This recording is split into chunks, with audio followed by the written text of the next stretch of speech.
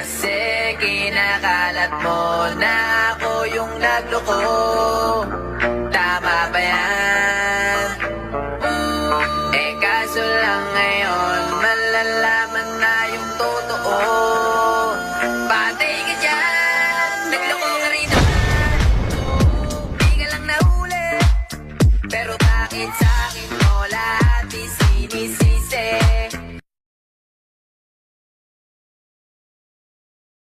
Kasi kinakalat mo na ako yung nagloko.